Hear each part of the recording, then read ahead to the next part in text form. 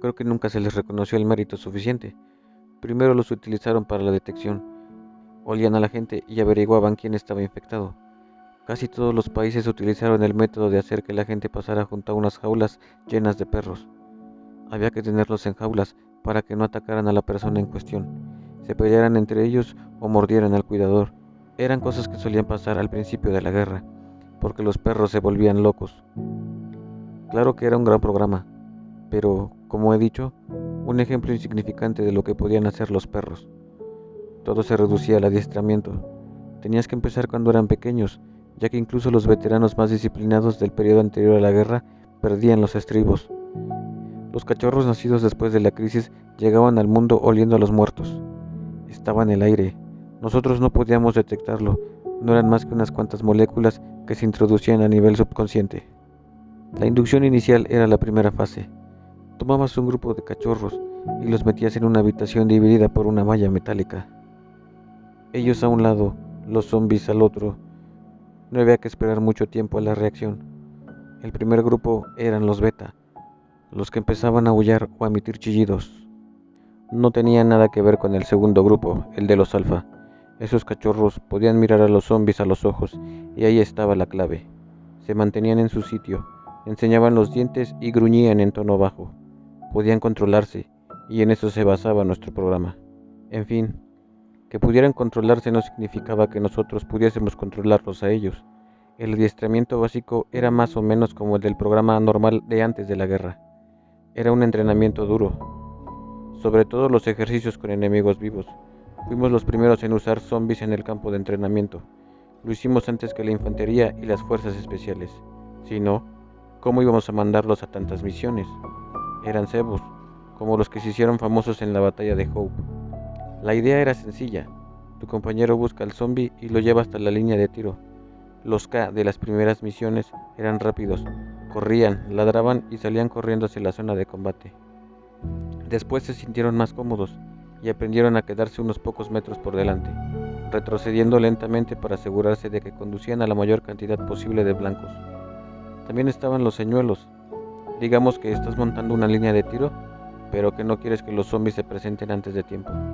Tu compañero da vueltas alrededor de la zona infestada y empieza a ladrar en la otra punta. Eso funcionó en muchas batallas y abrió la puerta de la táctica de los lemmings. Durante el ataque de Denver había un edificio alto en el que 200 refugiados se habían quedado atrapados y más tarde todos ellos se infectaron. Antes de que nuestros chicos entraran a lo bestia, a uno de los K se le ocurrió correr hasta el tejado de un edificio del otro lado de la calle y empezar a ladrar para atraer a los zombies a los pisos más altos. Funcionó de maravilla. Los infectados llegaron al tejado, vieron su presa, corrieron hacia ella y cayeron al vacío. Después de Denver, la técnica Lemming entró en el manual. Incluso la infantería empezó a usarla cuando no había perros disponibles. No resultaba extraño ver a un compañero de pie en el tejado de un edificio llamando a los habitantes de un edificio infestado cercano. Los K-exploradores, que encontraban criaturas medio sumergidas en lodo o monstruos sin piernas entre la hierba, salvaron muchas vidas. Las patrullas de largo alcance eran aquellas en las que tu compañero se alejaba mucho de las líneas, a veces durante días, para reconocer una zona infestada. Llevaban puesto un arnés especial, con un enlace de cámara de video y un sistema GPS, para saber en tiempo real el número exacto de objetivos y dónde se encontraban. Desde un punto de vista técnico, supongo que era asombroso. Una información completa en tiempo real, como la que teníamos antes de la guerra. A los altos mandos les encantaba, pero a mí no. Ni se imagina lo estresante que era estar en una sala con aire acondicionado y un montón de ordenadores, seguro, cómodo y sin poder hacer nada. Los perros de raza eran un fracaso, demasiado neuróticos y enfermizos. Todo lo que cabe esperar de crear un animal tan solo por su valor estético. La nueva generación siempre era una mezcla. Cualquier cosa que aumentase la constitución física y la estabilidad mental. Eran duros, nos costó mucho adiestramiento, no solo individualmente, sino también en grupo para misiones de largo alcance, especialmente en terreno silvestre. Eran arriesgadas, no solo por los zombies, sino también por los perros salvajes. Todas esas mascotas y perros callejeros que degeneraron hasta convertirse en jaurías asesinas. Eran un motivo de preocupación, sobre todo cuando atravesábamos zonas poco infestadas, porque siempre estaban en busca de comida. Muchas misiones de largo alcance se abortaron al comenzar, antes de desplegar a nuestros perros escolta. Aún así tuvimos nuestras bajas, algunos casi caían, se rompían un hueso. Si estaban cerca de fuerzas aliadas, su cuidador podía recogerlos fácilmente y ponerlos a salvo. Casi todas las veces volvían al servicio activo. ¿Y las otras veces? Si estaban en una patrulla de largo alcance y demasiado cerca de los zombies, no había manera. Solicitamos cargas compasivas, pequeños paquetes explosivos atados al arnés, de modo que pudiéramos detonarlos si no había esperanza de rescate. Nunca nos los concedieron.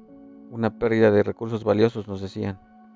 Liberar de su sufrimiento a un soldado herido era una pérdida de recursos para los altos mandos. Aunque nunca lo reconocerán, creo que les daba miedo la amenaza de otro incidente Eckhart. La sargento Eckhart era una cuidadora experta.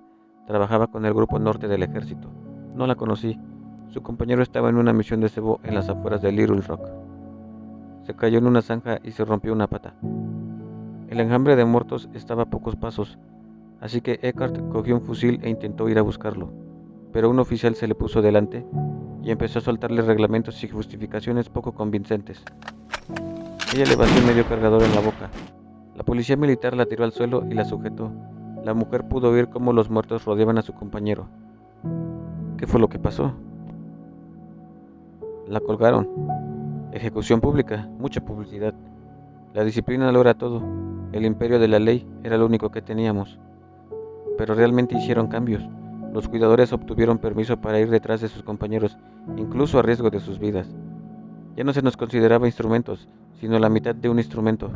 Por primera vez nos veían como equipos y entendían que el perro no era una pieza de maquinaria que podía sustituirse si se rompía. Empezaron a examinar las estadísticas de cuidadores que se mataban después de perder a un compañero. Y ya sabe que teníamos el mayor índice de suicidios de todas las ramas del ejército. Conocí a cuidadores de 13 países distintos, y todos decían lo mismo. Daba igual de dónde fueras, tu cultura o tu educación, porque los sentimientos siempre eran los mismos.